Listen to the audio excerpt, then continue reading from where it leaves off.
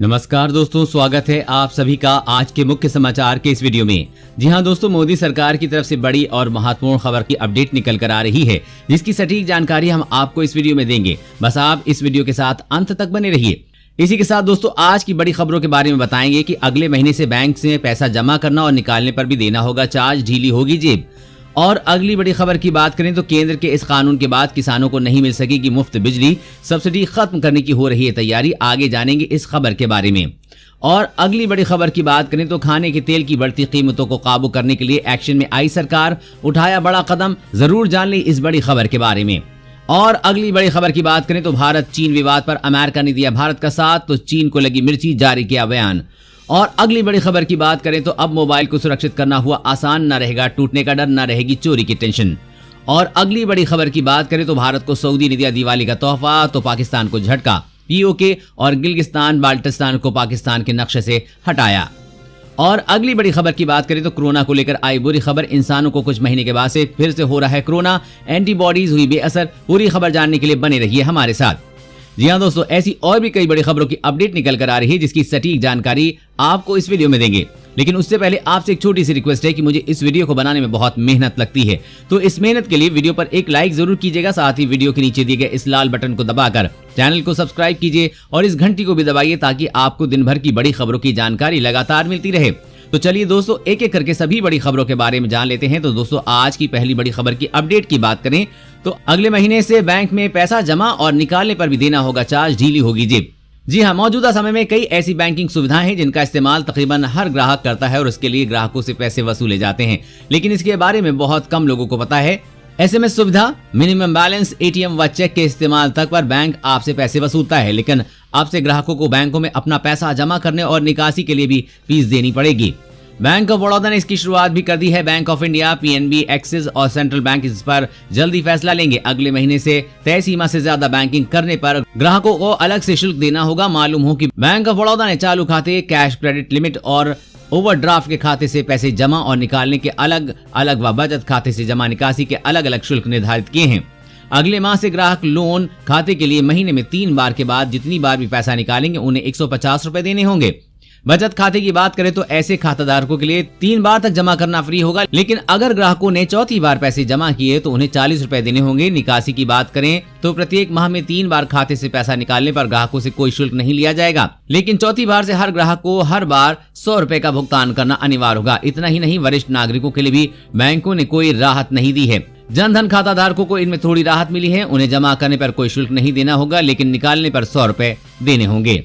और अगली बड़ी खबर की बात करें तो केंद्र के इस कानून के बाद किसानों को नहीं मिल सकेगी मुफ्त बिजली, सब्सिडी खत्म करने की हो रही है तैयारी। जी हां, किसानों की कृषि लागत कम रखने के लिए उत्तर प्रदेश, राजस्थान, पंजाब, हरियाणा समेत कई राज्य अपने किसानों को लगभग मुफ्त बिजली उपलब्ध कराते हैं, लेकिन विशेषज्ञों का कहना है कि असीमित मुफ्त बिजली देने से इसका दुरुपयोग बढ़ता है और इसके कारण बिजली कंपनियों का घाटा लगातार बढ़ता जा रहा है। अगर इसे रोका नहीं गया तो आने वाले समय में गंभीर बिजली संकट पैदा हो सकता है। नई प्रस्तावित बिजली नीति में इसके दुरुपयोग रोकने के लिए किसानों को डायरेक्ट बेनिफिट ट्रांसफर के जरिए बिजली सब्सिडी देने का सुझाव दिया गया है, लेकिन किसानों को आशंका है कि इस तरह धीरे धीरे उनकी सब्सिडी खत्म की जा सकती है। इससे उनका कृषि घाटा बढ़ सकता है। यही कारण है कि किसान संगठन केंद्र सरकार से विद्युत अधिनियम संशोधन विधेयक 2020 को वापस लेने की मांग कर रहे हैं। वैसे दोस्तों, आपकी क्या राय है? किसानों को बिजली सब्सिडी के पैसे सरकार को उनके खाते में देने चाहिए या फिर बिजली ही फ्री कर देनी चाहिए? नीचे कमेंट करके जरूर बताइएगा। और अगली बड़ी खबर की बात करें तो भारत को सऊदी ने दिया दिवाली तोहफा, तो पाकिस्तान को झटका। पीओके और गिलगित बाल्टिस्तान को पाकिस्तान के नक्शे से हटाया। जी हां, सऊदी अरब ने पाकिस्तान द्वारा कब्जा किए गए पीओके और गिलगित बाल्टिस्तान को पाकिस्तान के नक्शे से हटा दिया है। पीओके कार्यकर्ता अमजद अयूब मिर्जा ने बुधवार को ट्वीट कर ये दावा किया। उन्होंने एक तस्वीर भी ट्वीट की है जिसमें कैप्शन दिया गया है कि भारत के लिए सऊदी अरब का दिवाली तोहफा, पाकिस्तान के नक्शे से गिलगित बाल्टिस्तान और कश्मीर को हटाया। मीडिया रिपोर्ट्स के अनुसार बताया कि सऊदी अरब ने G20 शिखर सम्मेलन के आयोजन की अपनी अध्यक्षता के लिए एक 20 रियाल का बैंकनोट जारी किया है। ये बताया गया है कि बैंकनोट पर प्रदर्शित विश्व मानचित्र में गिलगिस्तान, बाल्टिस्तान और कश्मीर को पाकिस्तान के हिस्से के रूप में नहीं दिखाया गया है। मीडिया रिपोर्ट में कहा गया है कि सऊदी अरब का कदम पाकिस्तान को अपमानित करने के प्रयास से कम नहीं है। भारत ने गिलगित बाल्टिस्तान में चुनाव पर आपत्ति जताई थी। बता दें कि पाकिस्तान अक्सर हर मंच पर कश्मीर मुद्दा उठाने की कोशिश करता रहता है और ऐसे में सऊदी का ये कदम उसके लिए किसी बड़े झटके से कम नहीं है। और अगली बड़ी खबर की बात करें तो खाने की तेल की बढ़ती कीमतों को काबू करने के लिए एक्शन में आई सरकार, उठाया बड़ा कदम। जी हां, पहले आलू, फिर प्याज और अब सरसों की तेल की बढ़ती कीमतों ने आम आदमी की टेंशन बढ़ा दी है। त्योहारों के सीजन में कोरोना के साथ साथ महंगाई भी आम आदमी की जेब पर बोझ बढ़ा रही है। लेकिन खाद्य तेलों की बढ़ती हुई कीमतों को लेकर ग्रुप ऑफ मिनिस्टर्स ने चिंता जताई है। सूत्रों के मुताबिक ग्रुप ऑफ मिनिस्टर्स ने कीमतें काबू में करने के लिए कदम उठाने के निर्देश दिए। इसके लिए सरकार कई विकल्पों पर विचार कर रही है। तेलों की कीमतें पिछले साल के मुकाबले 30 से 35% ज्यादा हैं। सरसों के तेल के भाव 160 रुपए प्रति किलो के पार पहुंच गए हैं। इसके साथ ही भाव में और बढ़ोतरी होने की आशंका है। पिछले साल सरकार ने पाम ऑयल के आयात पर रोक लगा दी थी, जिससे इस साल पाम ऑयल का आयात 14% गिरा है, जिसका असर भाव पर साफ दिख रहा है। सूत्रों की माने तो तेलों की बढ़ती हुई कीमतों पर लगाम लगाने के लिए सरकार 3-4 विकल्पों पर विचार कर रही है। पहले विकल्प के तहत एसटीसी और एमएमटीसी के जरिए तेलों का आयात करने पर विचार किया जा रहा है। एसटीसी और एमएमटीसी इंपोर्ट ड्यूटी कम की जा सकती है। सरकार टैरिफ को कुछ वक्त के लिए फ्रीज भी कर सकती है। आपको बता दें कि सरकार हर 15 दिनों बाद टैरिफ की समीक्षा करती है। और अगली बड़ी खबर की बात करें तो इंसान को कुछ महीने बाद फिर से हो रहा है कोरोना, एंटीबॉडीज हुई बेअसर। जी हां, एक नई रिसर्च में सामने आया है कि एक इंसान जो कोरोना वायरस को मात दे चुका है, कुछ ही महीनों बाद इसका फिर से शिकार हो सकता है। इंपीरियल कॉलेज लंदन के एक अध्ययन में पाया गया है कि शरीर में संक्रमित हो चुके व्यक्ति को संक्रमण से बचाने वाले एंटीबॉडीज तेजी से घट रहे हैं। इस पर रिसर्च अभी चल रही है कि लोग आखिर एक बार ठीक हो जाने के बावजूद फिर से कोरोना संक्रमित कैसे हो रहे हैं। अब एक रिसर्च में दावा किया गया है कि फिर से संक्रमित होना संभव है। ब्रिटिश रिसर्च ने दावा किया है कि कोरोना वायरस से संक्रमित हो चुके व्यक्ति को संक्रमण से बचाने वाले एंटीबॉडीज तेजी से घट रहे हैं, जिसके कारण कोविड-19 संक्रमण से लंबे समय तक रोग प्रतिरोधक क्षमता बने रहने की उम्मीदें खत्म हो रही हैं।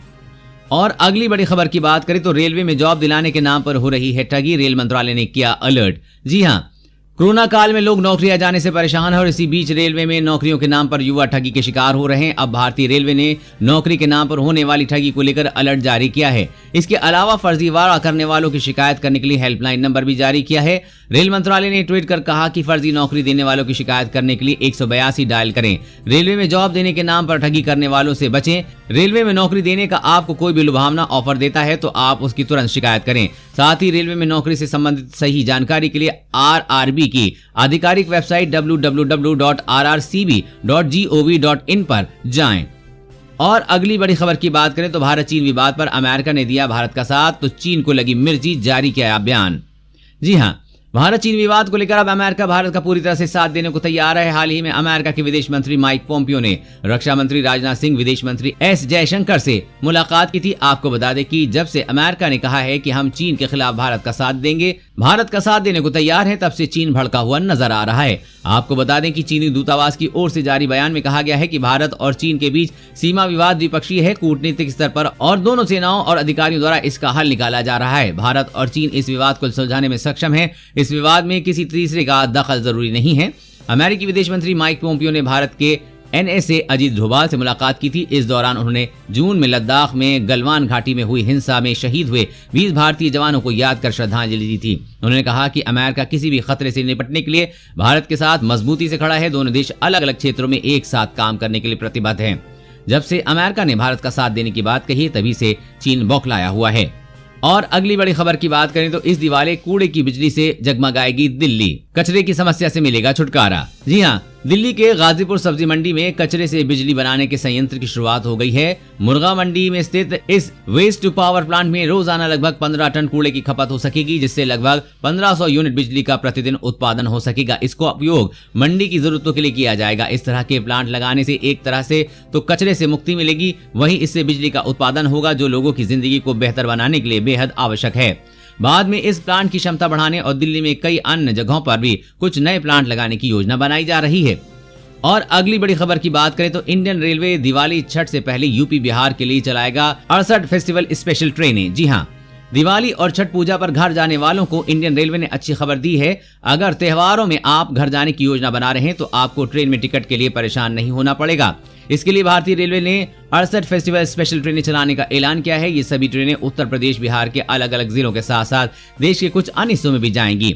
अगर आप भी यूपी बिहार में अपने घर जाने की योजना बना रहे हैं तो इन ट्रेनों की लिस्ट चेक कर आज ही अपना टिकट बुक करा सकते हैं। ये सभी ट्रेनें पूरी तरह से आरक्षित हैं, इसलिए टिकट रिजर्वेशन के बिना यात्रियों को सफर करने की अनुमति नहीं होगी। कोरोना काल में फिलहाल सीमित संख्या में ट्रेनों का संचालन किया जा रहा है। ऐसे में फेस्टिवल सीजन में ट्रेनों की मांग को देखते हुए रेलवे ने अन्य स्पेशल ट्रेनों को चलाने का फैसला किया है। और अगली बड़ी खबर की बात करें तो अब मोबाइल को सुरक्षित करना हुआ आसान, न रहेगा टूटने का डर और न रहेगी चोरी की टेंशन। जी हाँ, आजकल मोबाइल चोरी होना या गुम हो जाना आम बात हो गई है। आए दिन इस तरह के केस सुनने में आते रहते हैं। फेस्टिव सीजन के आते ही इस तरह की घटनाएं ज्यादा हो जाती हैं। फेस्टिव सीजन में मार्केट जब हम शॉपिंग के लिए निकलते हैं तो सबसे बड़ी समस्या फोन के टूटने, चोरी होने या खो जाने की बनी रहती है।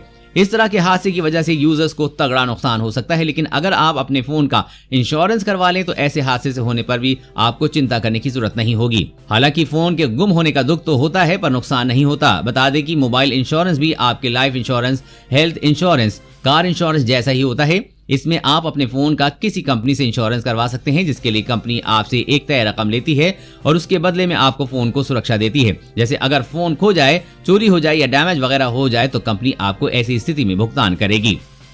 और अगली बड़ी खबर की बात करें तो आम आदमी के लिए खुशखबरी, अफगानिस्तान से प्याज खरीदेगी सरकार, जानी कितने कम होंगे दाम। जी हाँ, आम आदमी को राहत देने के लिए केंद्र सरकार ने बड़ा फैसला किया है। आज बढ़ते प्याज के रेट से आम जनता काफी परेशान है। इस समस्या को देखते हुए सरकार ने 1 लाख टन प्याज इंपोर्ट करने का फैसला किया है। सरकार के इस कदम से प्याज की ऊंची कीमतों में आमजन को राहत मिलेगी। बता दें कि ये प्याज अफगानिस्तान से खरीदा जाएगा। सरकार के प्लान के मुताबिक हर दिन देश में 4000 टन प्याज भारत आएगा। फिलहाल इस समय देश में प्याज की खुदरा कीमत लगभग 75 रुपए किलो के पार है।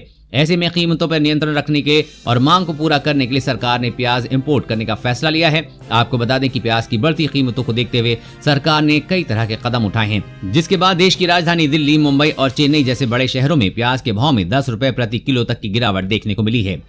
दोस्तों, आज की बड़ी खबरों में बस इतना ही। इसी तरह हर रोज काम की खबरें जानने के लिए आप हमेशा हमारे साथ जुड़े रहें। हमारा साथ जुड़ने के लिए वीडियो के नीचे दिए गए इस लाल बटन को दबाइए और साथ ही इस घंटी को भी दबाइए ताकि आपको हर खबर की सटीक जानकारी मिल सके।